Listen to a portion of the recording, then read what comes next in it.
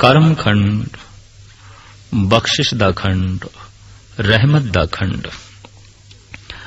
करो जतन जे होए मेहरवाना। साहिब कहंदे ने यतन कर, उपराले कर, तेरे ते मेहरबानी दी बरखा हो जाए, रहमत दी बारिश हो जाए। ये ठीक है कि उल रहमान उल रहमी रहीम इस्लाम ने कह दिता है, ते बड़ा ही रहम दिल है, रहमत दा सागर है। इसी तरीके नाल गुरु गोबिंद सिंह जी महाराज कहंदे ने, दोखन देखत है पर देत ना हारे। इतनी महान उसकी बख्शिश ते दया है, कमजोरियां ते दोख देखदे होया भी सब कुछ देई जांदा है, झोलियां च पाई जांदा है, भरपूर करी जांदा है। साहिब कहंदे ने सुभाव है उसदा रहमत बख्शिश, पर कोई मनुख अपनी अखां बंद कर लवे ते सूरज दी रोशनी तो संबंध टुट जांदा है। इसी तरीके नाल कोई पिठ कर लवे, कोई चिंतन ही ना करे ते परमात्मा दी बख्शिश तो वांझिया रह जांदा है, उहदी रहमत तो जिहड़ी बहुत प्रबल रहमत है उस तो वांझा रह जांदा है। ये ते ठीक है कि सूरज दियां किरणां ते रोशनी उस मनुख दे उत्ते भी पै रही है जिसने अपनी अखां बंद कीतियां ने, पर उस रोशनी तो लाभ उठा सके ये हुण औखा है, क्योंकि अखां इसने बंद कीतियां ने। नास्तिक तो नास्तिक दुष्ट दे उत्ते भी प्रभु दी बख्शिश हो रही है, रहमत हो रही है, चोर ते यार ते भी हो रही है, दुष्ट ते भी हो रही है, जालिम ते भी हो रही है, पर उसदी रहमत तो पूर्ण तौर ते फैज़याब होया जा सके इहदे कोल पात्रता नहीं है। पात्रता की है? अखां खोलनियां। धार्मिक साधना ते सत्संग है इस वास्ते कि मनुख अपने आप नूं इस योग बना लवे, इतनी पात्रता प्राप्त कर लवे कि परमात्मा दी बख्शिश दे नाल इहदा पात्र भर जाए, इहदा भांडा भर जाए। महाराज कहंदे ने ओ करम खंड, ओ जो बख्शिश दा खंड है, ये परशिंदा लफ्ज है करम। करम खंड की बाणी जोर। बख्शिश दा जो खंड है, रहमत दा जो खंड है, इत्थों दी बनतर, इत्थों दी अवस्था जोर वाली है। जिथे तीसरे खंड दी अवस्था बड़ी सुंदर कही, उत्थे चौथे खंड दी अवस्था बारे साहिब कहंदे ने ये जोर वाली है, बल। इत्थे पहुंचे होया मनुख ताकतवर हो जाता है। इत्थे पहुंचे हुए मनुख दे कोल बड़ी भारी शक्ति आ जाती है। साहिब इंज फरमान पे करदे ने, कर्म खंड की बाणी जोर, तिथे होर न कोई होर। कर्म खंड दे च पहुंचे होया मनुख परमात्मा च इस ढंग दे च लीन हो जाता है, हुण उत्थे होर नहीं, वो परमात्मा दे च है, परमात्मा उस दे विच है। इस ढंग दी अवस्था बन गई। हुण परमात्मा दे गुण उसदे अपने गुण हो गए, हुण परमात्मा दा सुभाव उसदा सुभाव हो गया। हुण परमात्मा दी शक्ति इस ब्रह्म ज्ञानी दी ही शक्ति हो गई। ब्रह्म ज्ञानी सगल श्रेष्ठ का करता। सुखमनी साहब दी अगम्मी ए रचना बई सुखमनी दे राही सतगुरुदेव जी महाराज ने सिद्ध करने की कोशिश की है कि जो परमात्मा कर रहे है वही ब्रह्म ज्ञानी कर रहे है। जो परमात्मा दी कृत है वो ब्रह्म ज्ञानी दी कृत है। ब्रह्म ज्ञानी नूं ऐसा महसूस हो जाता है, क्यों कि वो परमात्मा दे च है, परमात्मा हुण उस दे च है। हुण जो कुछ भी हो रहा है दूजा ते कोई है नहीं, तीजा ते कोई है नहीं। इतनी अगम्मी लीनता तो साहिब कहंदे तिथे होर ना कोई होर, हुण उत्थे कोई होर नहीं है। पर इस अवस्था दे च कौन पहुंचदे ने? तिथे जोध महाबल सूर, तिनमें राम रिहा भरपूर। इस कर्म खंड दे च कोई पहुंचदे ने महाबली योधे सूर में। जोध महाबल सूर, कथनी दे सूर में, करनी दे सूर में, साधना दे सूर में। इस तरह दे महाबलवान बंदे जिन्हां दा दिन रात अपने मन नाल झगड़ा है। और यह हकीकत है, जो मन नाल झगड़ा नहीं करेगा, अपनी सोचन शक्ति नाल झगड़ा नहीं करेगा, जगत नाल झगड़ा करेगा।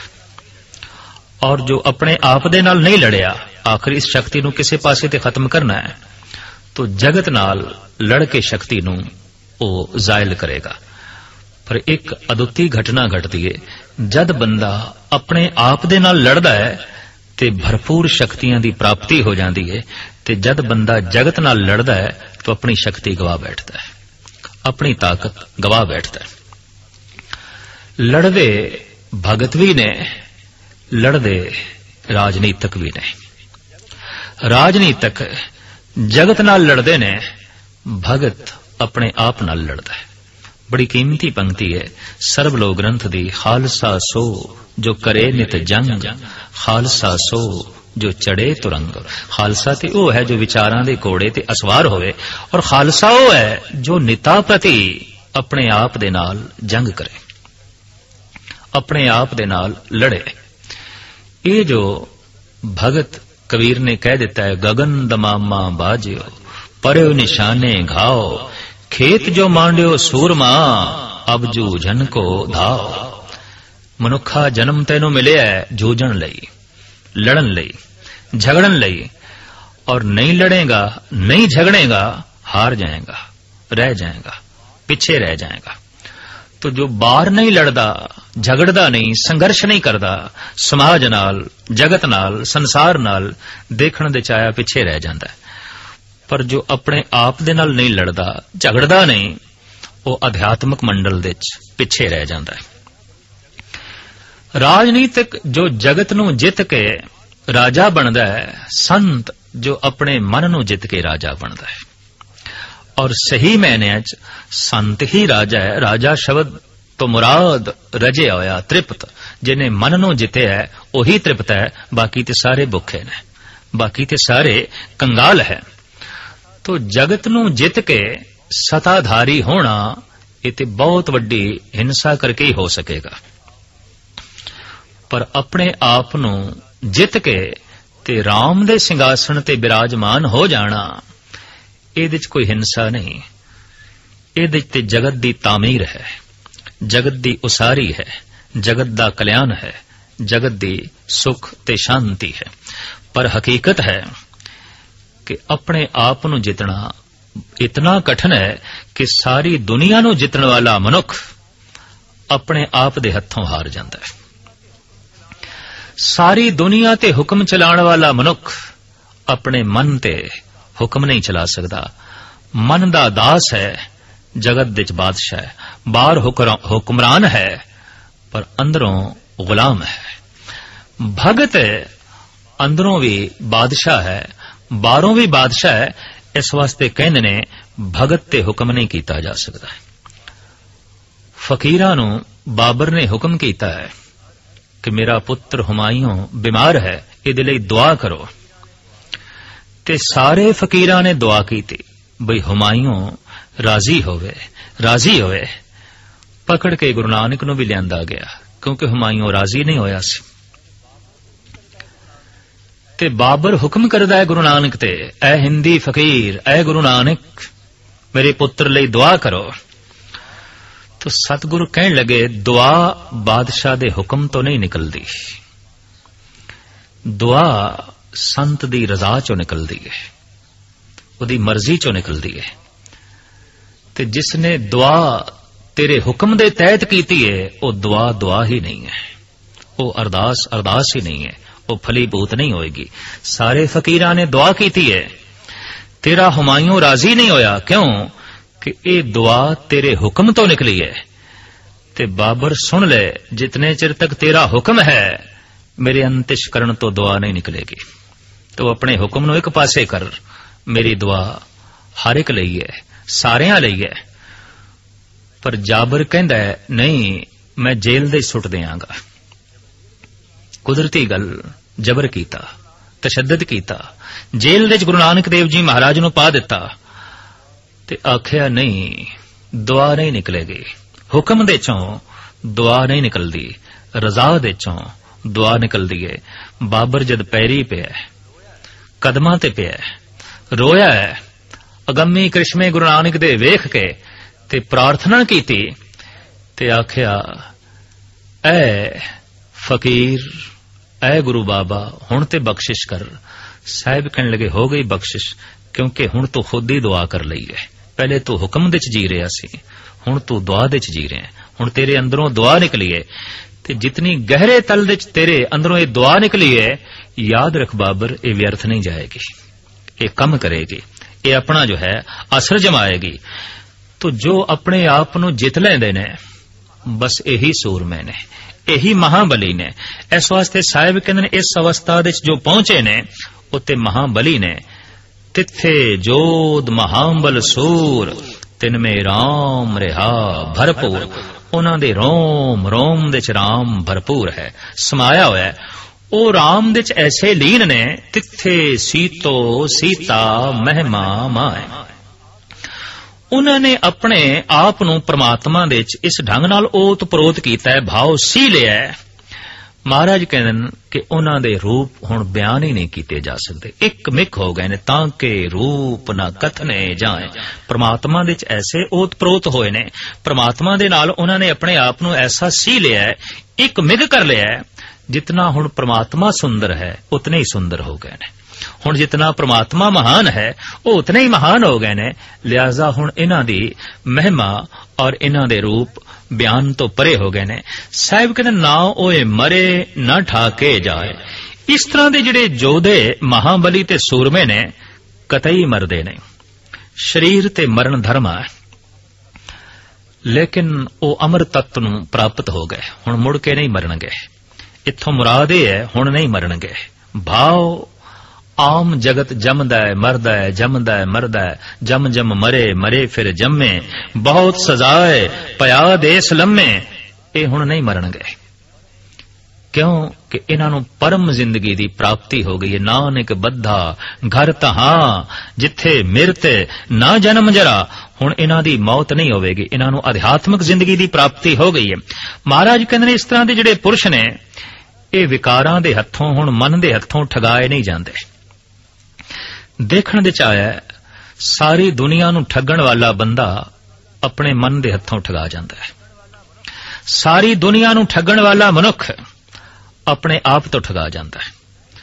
और ये कितनी वड्डी अनगहली है। साहिब कहंदे ने इस अवस्था दे पहुंचे हुए मनुख ठगांदे नहीं। इन्हां नूं क्रोध नहीं ठग सकदा, इन्हां नूं लोभ नहीं ठग सकदा, इन्हां नूं तृष्णा नहीं ठग सकदी, इन्हां नूं मोह नहीं ठग सकदा, इन्हां नूं अहंकार ते काम नहीं ठग सकदा, इन्हां नूं झूठ ते निंदा ठग नहीं सकदी। जदकि आम बंदा कदम कदम ते ठगा जांदा है, भगत कदम कदम ते इन्हां नूं ही ठग लैंदा है। ये गल वखरी है कि भगत जगत दे ठगा जाए, लेकिन भगत विकारां तो कदी अपने आप नूं नहीं ठगांदा। और वो लोभ दे उत्ते उसदी फतेह हुंदी है, हंकार दे उत्ते उसदी फतेह हुंदी है। वो इन्हां नूं ठग लैंदा है, ये विकार भगत नूं नहीं ठग सकदे। तो साहिब कहंदे ना ओए मरे ना ठाके जाए, जिनके राम वसे मन माए। जिन्हां दे मन दे च राम वसदा है, ना वो कदी मरदे ने ते ना ही कदी जो है ठगाए जांदे ने। तिथे भगत वसे के लोए। इस अवस्था दे च कई लोकां दे भगत वसदे ने। भाव कर्मखंड दे च ये नहीं कि सिर्फ एक तबके, एक मजहब या एक शहर या एक प्रांत या एक मुल्क दे बंदे पहुंचते ने। नहीं, साहिब कहंदे ने इस अवस्था दे कई लोकां दे भगत पहुंचते ने। गुलाब दा बूटा जे हिंदुस्तान दे चलाइए ते गुलाब देंदा है, पर जे ओ ईरान दे च भी ला दईए ते अक दे फुल नहीं उगदे, उत्थे भी गुलाब दा ही फुल हुंदा है। उसे बूटे नूं किसी यूरोप दे देश दे चला दईए ते उहदे च कड़तुंबा नहीं पैदा होवेगा, उहदे चों भी गुलाब दा फुल पैदा होवेगा।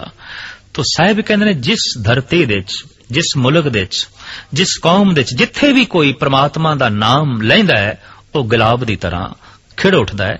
इस वास्ते भगत अनेकां प्रांतां दे हुंदे ने, कई देशां दे हुंदे ने और कई लोकां दे हुंदे ने। साहिब कहंदे ने इस कर्म खंड दे च कई पुरियां दे कई लोकां दे भगत ने। तिथे भगत वसे के लोए। अगर इस अवस्था दे च वेखना होवे समुचे जगत नूं ते हर देश दे अनेकां भगत आवणगे। हर देश ने अनेकां ब्रह्म ज्ञानी, खुदा तरस और खुदा शनास फकीर पैदा कीते ने।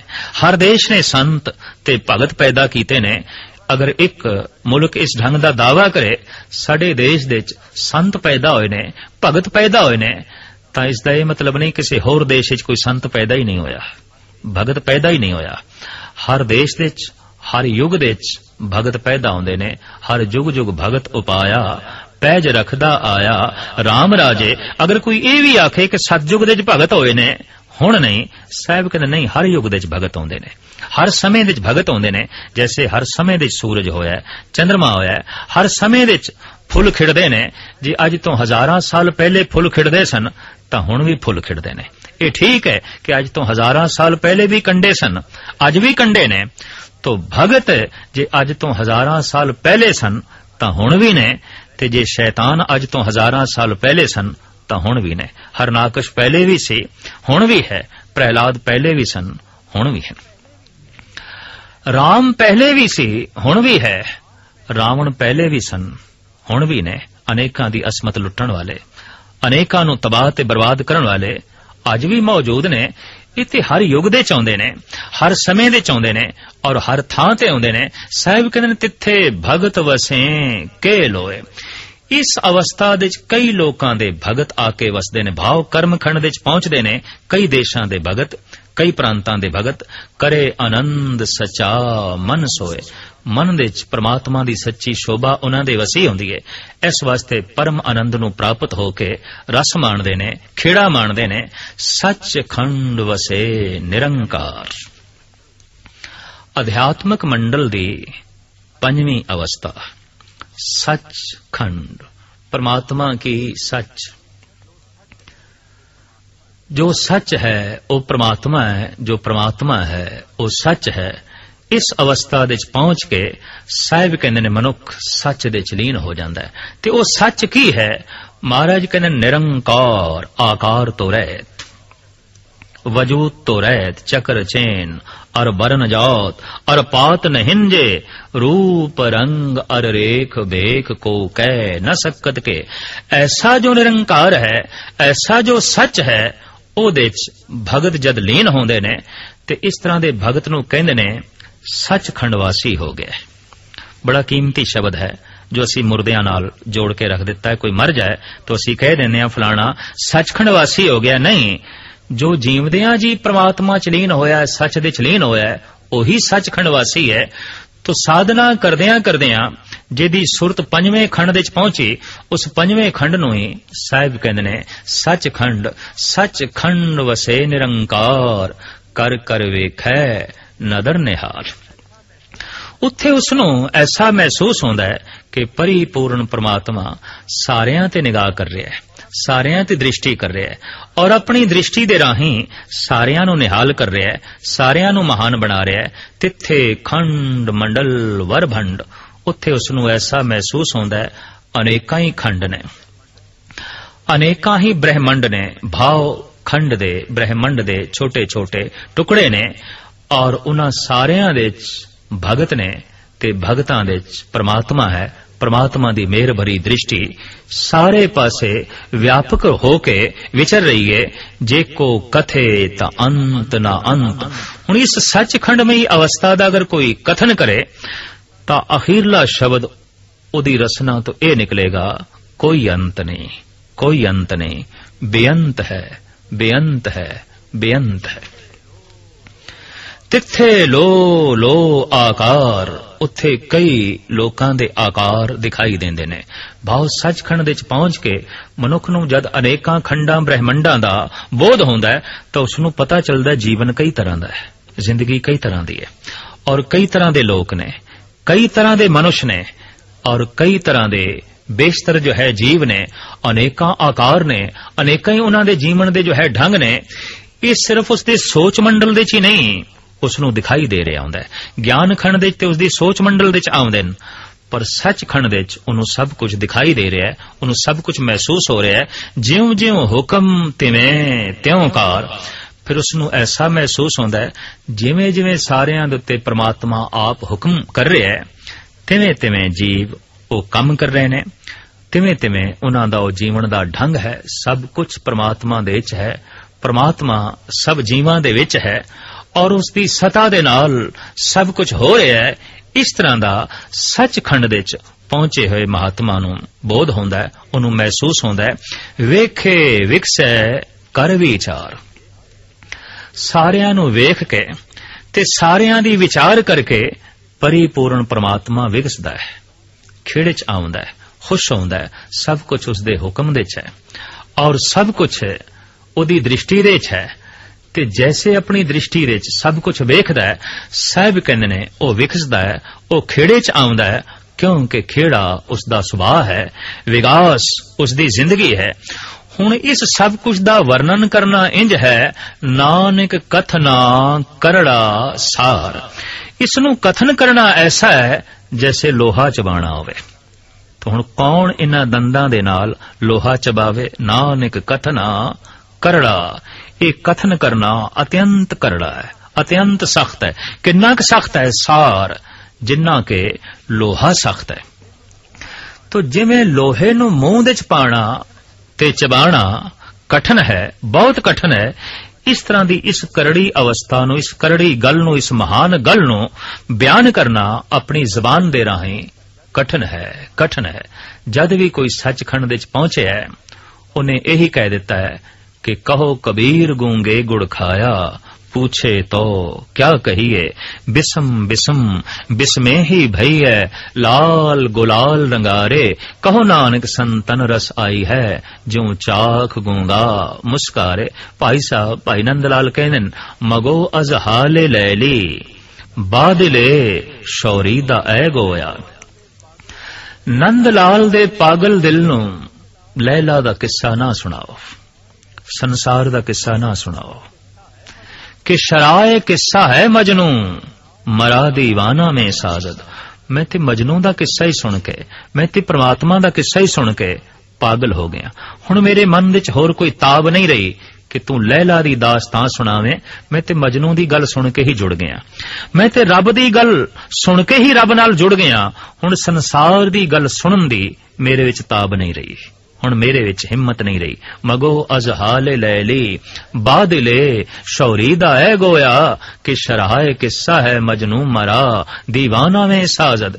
इस दीवानगी दे उस दीवानमई अवस्था नूं, उस पागलमई अवस्था नूं, उस समाधि लीन अवस्था नूं बयान करना इंज है। साहिब कहंदे ने जिवें दंदां दे नाल लोहे नूं चबाना होवे, तो जैसा लोहा चबाना कठन है, सचखंड दी पूर्ण अवस्था नूं जबान नाल बयान करना अत्यंत कठन है।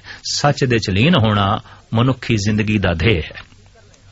सच दी प्राप्ति कर लेना मनुख दी मंजिले मकसूद है। सच स्वरूप हो जाना समझ लो लक्ष्य दी प्राप्ति हो गई। ते सच दे च लीन होए मनुख दी ए पहचान उन्हें मिट गए। सफल सफल सफल भई यात्रा, आवन जान रहे मिले सादा। जो सच दे च लीन होया, संसार ते आवना उसदा सफल हो गया, सफल हो गया। जीवन यात्रा सफल हो गई, क्योंकि सच दे च लीन हो गया, सच दी प्राप्ति हो गई। सच आनंद है, सच व्यापक है, सच समान है, सच त्रिगुण अतीत है और सच सर्व शक्तिमान है। सच दे विच सचियार ही लीन हो सकता है, ते सचियार ही करतार दा रूप होंदा है, निरंकार दा रूप होंदा है। तो पहली पौड़ी दे अंदर गुरु बाबे ने मनुख दी इस मूल समस्या दा जिक्र कीता है कि वो सचियारा होइए कि वो कूड़ है टुटे पाल। किवें झूठ दी कंध टुटे ते किवें सचियार होया मनुख सच दे च लीन होके निरंकार दा रूप होवे, सचियार दा रूप होवे, आनंद दा सोमा बने। तो बाकी दियां पौड़ियां दे सहजे सहजे मनुख दी सुरत नूं उच्चा करके उत्थे लै जाया गया है, जिसनू आख्या गया है सच खंड वसे निरंकार, कर कर वेखे नदर निहाल। दरअसल जपजी साहब दे मूल गल्लां भी ये तीन ने कि किवें मनुख सचियार होवे, ते सचियार होण दी मूल साधना की है, ते साधना तो बाद उपलब्धि की है। तो जप ते सच दा ही करना है। आद सच जुगाद सच है भी सच, नानक होसी भी सच। सचियार होण लई ते सच दे च लीन होण लई जप रसना नाल करना है। एक दू जीबो लख होवे, लख होवे लखवीस, लख लख गेड़ा आखिए एक नाम जगदीश। जो जगदीश दा एक नाम इस तरह रसना नाल उचारण करदा जांदा है, जपदा जांदा है, जपदा जांदा है, सहजे सहजे सुरत एक दिन उस टिकाणे ते पहुंचदी है जिन्हों कहंदे ने सचखंड, ते जिहदे च पहुंच के ही परम आनंद दी उपलब्धि हो जाती है। मनुख नूं अपना टिकाणा मिल जाता है। तो जपजी साहब दी मूल व्याख्या और प्रेरणा यही है कि किसी ढंग नाल मनुख सच दे च लीन हो सके, ते सच ही परमात्मा है, सच ही आनंद है, सच ही खेड़ा है, सच ही मस्ती है, और झूठ दुख है, झूठ अंधकार है, झूठ कलेश है। झूठ एक व्यापक कलह है। जितना झूठा मनुख होवेगा उतना कलेश दे च होवेगा, और जितनी मात्रा दे च उसदे कोल सच होवेगा उतनी मात्रा दे च उसदे कोल सुख होवेगा। अगर वो पूर्ण तौर ते सचियार हो गया तो फिर पूर्ण आनंद उसदे अंतश्करण दे च विराजमान होके वो पूर्ण दा रूप ही हो जाएगा, निरंकार दा रूप ही हो जाएगा। लिहाजा सचखंड वसे निरंकार, सचखंडमई अवस्था दे च ओदे रोम रोम दे अंदर निरंकार वसदा है। ओ निरंकार दे च है, निरंकार उसदे विच है, और इस तरह दी आनंदमई अवस्था नूं माण के उन्हों महसूस होंदा है कि उस सच दे विच ही सब कुछ है, अनंत दुनिया है, बहुत वड्डा पसारा है।